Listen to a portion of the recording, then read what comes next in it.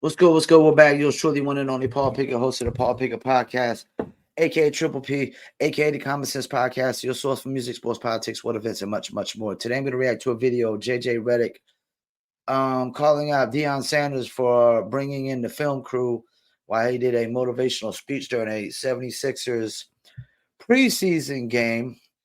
And this video is actually going to be the odd couple talking about it. Before we get into that, though, I want to give you a word from Dizzle Premium Luxury Liqueur. Let's go ahead and pull up the ad right now. Bam.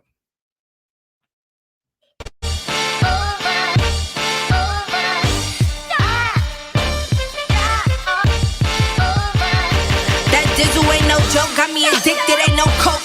Let's just have a toast. Anybody want some smoke? Cause it's up, I be Dizzle thug.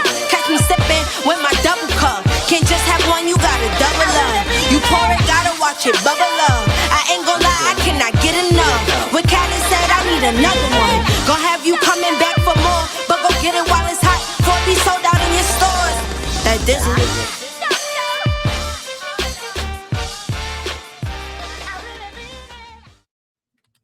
I really mean it. You can Dizzle too. Dizzle is a premium luxury liqueur mixed with agave tequila, cognac, and orange liquor mango mix. Throw your Dizzle on ice, and it's nice. If you want to order your very own bottle or bottles of Dizzle premium luxury liqueur, go to dizzlebrand.com. Click on the order online button at the home page. That'll take you to Emilio's Beverage. Don't forget, you must be 21 and over, and shipping and handling is included. Also, the Dizzle brand merch. I got one of the t-shirts on right now. This is the blue one.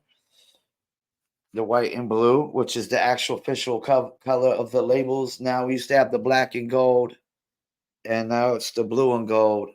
And you can get the hats, the t-shirts, the sweatshirts, the hoodies, and more. Go to dizzlebrand.com, click on merchandise store. Also etsy.com, etsy.com. Search for Dizzle Brand. Don't forget about the Dizzle Brand gummies as well. They are available at dizzlenova.com. I repeat, Dizzle Brand gummies available at dizzlenova.com. Link is in the description. All right, let's get into it. Odd Couple and JJ Reddick calling out Deon for filming a motivational speech during a preseason game. About Deon Sanders, and most people, or well, at least it seems most media, I should say, is been very complimentary of Deon and the work he's done. Obviously, he's got some haters, but JJ Reddick has taken a little bit of issue with Deon because of a recent talk he had with the Philadelphia 76ers. Now, remember, Rob, Philadelphia, in an interesting move, Nick Nurse, the new coach, has them doing their training camp in Colorado. All right. He wants them near the champions, the Denver Nuggets. He wants them breathe. Who they're not even going to meet in the NBA Finals. Like, this is really like, I understand motivating your team, but this is really like ridiculous. This is like really a little over the top, Nick Nurse. Y'all ain't even gonna make it to the West. Y'all ain't even gonna make it to the Eastern Conference Finals. And you talk about we want them to be close to the NBA champs, like, you know, so we can play them.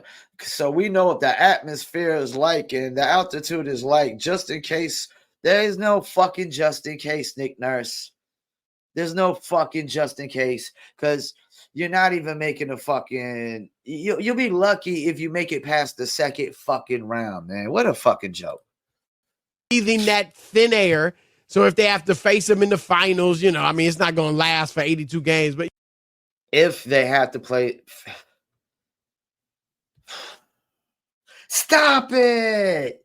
Like Chris Broussard would say, stop it with this horse shit, this bullshit, man. Y'all ain't even going to make it past the fucking second round. You know, they've been there. They felt it. A little interesting. I don't mind it psychologically, but nice little psychological move. But since he's nothing nice about it, it's lame as fuck. They're not even going. They might not even make it out the first fucking round in the playoffs. Let's keep it in Colorado. Of course, he brought in Deon Sanders to talk to the team, and Deon apparently brought his camera crew to film the entire talk, and then they put it on social media. Rob G, summarize the situation. Yeah, you had it right. He came in, spoke to the team. It looked like it was almost like a breakfast or a brunch at a hotel, and he's at a nice fireplace. He's chopping it up, and sure enough, as Deon is known to do, he is the focus of at least one documentary, but he has another one separately that's done by his own. His son is like a multimedia person. So recorded the whole thing, the whole speech, put it up. Nothing really spicy came out of what he said. However, JJ Reddick saw that it was going viral on social media and tweeted this out. I grew up in the NBA. The teams I was on, we had plenty of motivational speakers. Some of them I really took a lot from, and a few were impactful for our team. None of those talks were recorded and then posted to social media. What are we doing now? Is the locker room not sacred? JJ Reddick, stop it! I mean, look, I get the sanctity of the locker room, and that should be protected, Rob. When you were your teammates, even at the lower levels I played, high school, Division III, the locker room's fun, man. The smack talking, the junk talking. I mean, it's just. I gotta stop for a second. Rob Parker. Look how he's looking down, man. He looked like soon as Chris Broussard is done, he's about to go in on this dumbass Duke player, because I'm about to go in on him. And then even, the way the coaches talk to you, the players talking to each other, like it's a lot of great stuff.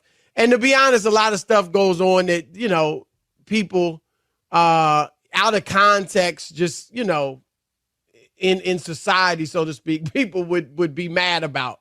But that's the sanctity of the locker room we're talking about. So I hear JJ on that, but this situation, I think he's going a bit overboard because, Rob, first of all, if the Sixers were just like, you know what? Nah, Deon, we can't have you filming it. I don't know this for a fact, but I'm not sure, Rob, Deion Sanders wouldn't have been like, all right, cool. Deon does love talking to athletes. These aren't young men, these. I agree with that. If they like, yeah, we can't have you filming in the locker room. Deon probably have been like, yeah, okay. Let's do it. These are all professional players and stuff. But I personally I feel like he'd get a kick out of talking to some basketball players and sharing his wisdom with them. And if they were like, we don't want it filmed, it's just private, I'm guessing he would have done it. I can't say I know for a fact. That's number one. So the Sixers didn't have a problem with it, obviously. Two, Rob, we see during NBA games nowadays that they will have little snippets of the coach's speech to the team sometimes, halftime or whatever. Then we see them in the huddles. We see players and coaches mic'd during games. So I'm just saying, you can't, this is almost like saying, oh, I don't like players wearing jeans to games, and look at them wearing sweatsuits to games now. What about the dress code? When the coaches now are wearing polo shirts and sweatpants and sneakers on the sidelines. I mean, you can't say I want to protect the sanctity of the locker room when you don't say anything else about all this other locker room invasion, so to speak, that is going on at the hands of the NBA. So I hear him about. I swear, Rob Parker has the attention span of a 3-year-old. He's always on his phone. He's always looking at something else. He's always looking down. He's rarely looking at the camera. Like, Rob Parker would make a terrible guy to do a podcast by himself. That's why this is the odd couple. Because Rob Parker is the odd one. He's the fucking odd one. I mean, look like up, the Rob. Sanctity of the locker room, but I think in this case, he's way off. And I also think, Rob, quickly, Deon doesn't curse. We know, with the bull junk and, all that. Heavy D said, don't curse. Stuff, darn, and stuff that he says. So he's not worried. A lot of times a guy might say, don't tape what I'm saying, because they're going to be cursing. They're going to use off-color language, whatever. And Deon's like, yo, I'm just going to, I'm not worried about any of that. And so I think that, obviously he wants to promote it and show it and stuff, but I think that's a factor for him too. Yeah, I just think JJ is once again way off from the standpoint of everybody, Chris, runs their locker room differently. It ain't the same. There are some locker rooms and some guys who would say, turn the camera off. We don't want it on. They would. Yep. And other guys don't care. When I covered baseball in the 90s, Chris, you were an opposing player, you better not come in our clubhouse. Better not. They would fight you, Chris. They would, and then other clubhouses, they don't care. Right. Your buddy come over, dap you up, give you a jersey. You know what I mean? Yep. It just everybody's different, and if especially in this new generation where players are swapping jerseys, they're working out with each other in the off season, things that would never happen in the era I grew up. the 76ers didn't want it, trust me, it wouldn't have happened. Even though it wasn't the locker room, right? You said it was like it was in a. Do you see what I'm saying? Like lounge or something. Right. Yeah. And if it was, they would have said, Deon. What are we doing here? It wasn't even in the fucking locker room. And you're talking about the locker room sacred. JJ Reddick, shut up. Just shut the fuck up, man. Like, what are we doing here, man? Stop it, man. Like, you know what? This wasn't even a regular season game. This was a preseason game, which is more like practice. I mean, what are we talking about here? Practice? We're talking about practice.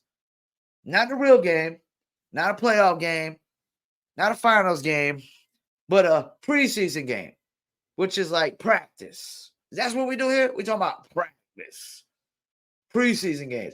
Like, I don't know that a preseason game locker room is so sacred. It's just a preseason. You know what that is, JJ Reddick? I mean, you lived the whole you spent all these years in the NBA. You should know that a preseason game is really nothing but practice. I mean, what are we talking about here? Practice? Yeah, we're talking about practice.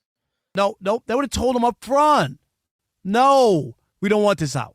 We don't want this on video. And everything's on video. This is the same guy, JJ Reddick, Chris. After the Lakers started, 0-5, and they got blown out after a game or something, told us to forget about the season and just salute LeBron all year. Remember that? Hello, JJ. I forgot about that. JJ, guess what? The Lakers went to the Western Conference Finals, and you told us to forget about the season after 5 games. Come on, dude. I know you played. I got respect for that. But come on with some of this. I can't tell he played. Yeah, and a lot of times, Rob, it might even be like I said, kind of the speaker doesn't want it filmed, but he didn't care in this case. In fact, he wanted it filmed, and so I even think if the players were given the choice, even they would want to hear Deon even if it's filmed, and also they're getting more, and players are more and more comfortable, of course, in front of the camera nowadays. Everything is filmed. Everything is taped. So I think that's a difference too, Rob. Like, I'm with that. I was never a person who liked to get in front of the camera. I don't even like taking pictures. I never smile for pictures. But the more you get in front of the camera, the more you get used to it, the routine, the more comfortable you get. And it's like, who is JJ Reddick really mad at? I mean, you're mad at Deon? You can't be mad at Deon, You mad at the Sixers who used to play for? You mad at Nick Nurse? What's the deal here? And what are we talking about here? We talking about practice? We talking about practice. A practice game. Not a real game. Not a playoff game. Not an NBA Finals game. But practice. These guys are used to that. I'm surprised to hear this from JJ. I really am. Maybe I shouldn't be kind of as you're saying, Rob, but I'm a little surprised that this was a hill he wanted to die on. Because it really wasn't that big of a deal. And like you said, if the Sixers had really... It's no deal at all. It's not even a little deal. This is just bitch-ass JJ Reddick nitpicking some shit. Like he's the know-all, be-all of what's sacred in the NBA. Really, dude? Really? JJ, man. I mean, come on, man. We're talking about a preseason game. Practice. We're talking about practice. Like you getting upset because somebody brought a camera in to film during practice. I mean, who you mad at? You mad at Deon? You mad at Nick Nurse? You mad at the Sixers? I'm confused. Let's hear a little bit more. We're gonna wrap it up. Been up in arms about it. They just either don't have Deon or tell him you can't bring the cameras in. Chris, there wouldn't have been on. I believe that. If the stars of the team say, too. come on, no video. Let's I just believe this that is too. us. Right. Right. We don't want nobody else to be in on what we're doing. It's that simple. Takes You know what?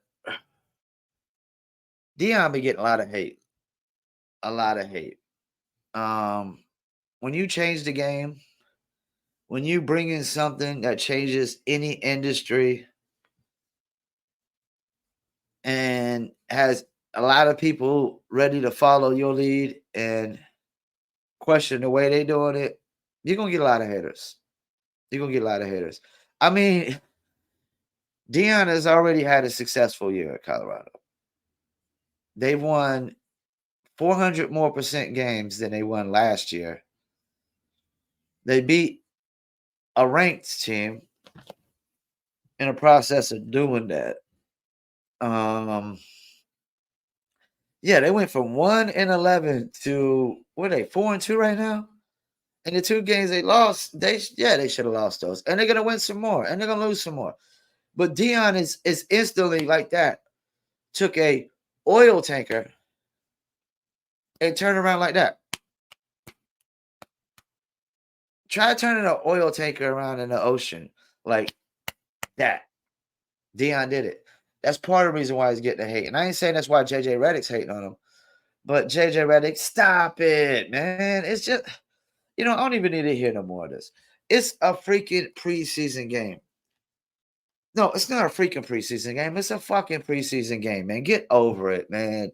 This is some old nitpicking, crybaby bullshit. But what do you expect? He's a Duke player. He's a Duke player. I mean, if this came from a Tar Heel player, I'd be so ashamed and embarrassed right now to say I was a fan of the Tar Heels, But this definitely would not come from a Tar Heel player. It had to be a Duke player. It had to be JJ Reddick. Don't get me wrong. When JJ Reddick called out the Nikola Jokic situation, where definitely race was involved in that, I mean, big ups to him. We needed JJ Reddick for that. And I also didn't like when Deon tried to make his first win about race and all that, and he goes at the reporter talking about, you believe now, but you get blown out like 40-something to 6 by a team. No, like what are you talking about, Deon? Like they're supposed to be all in and believe when you got blown the fuck out, and they knew you were gonna eventually get blown the fuck out by a team. Like you can't be sitting there talking about, do you believe now, and you get blown out. You gotta let people see the finalized results, the finished product, before you can just start questioning should they believe or not. You know what I'm saying? And whatnot. So I definitely didn't like Deon for that, the way he went at the reporter, and then a few games later you get blown out the fucking water. Like, okay, what the fuck was he supposed to believe? That you could win a few more games than you did last year? I mean, and don't get me wrong, Deon totally changed it around, but one game in, he act like everybody's supposed to just believe what he did, what he was doing and was about to do was going to work. Like we've seen it done before. Nobody, like, it's hard for people to believe in things they've never seen done before, or they've never seen with their own eyes. There's a few things I can name that I don't believe in because I've never seen no proof of evidence that it exists. Until we see proof, we gotta see proof before we just totally believe. But I am with Deon and the Sixers on this one. What are we doing here, man? It's a preseason game. It's not even a regular season game. Let's pump the fucking brakes. Let's not get our panties in a fucking bunch over practice. Not regular season. Not playoffs, not finals game, but preseason, which is pretty much practice. I mean, we're talking about practice here. So once again, I'll thank you for tuning in to the Paul Pickett podcast. And once again, I'm out.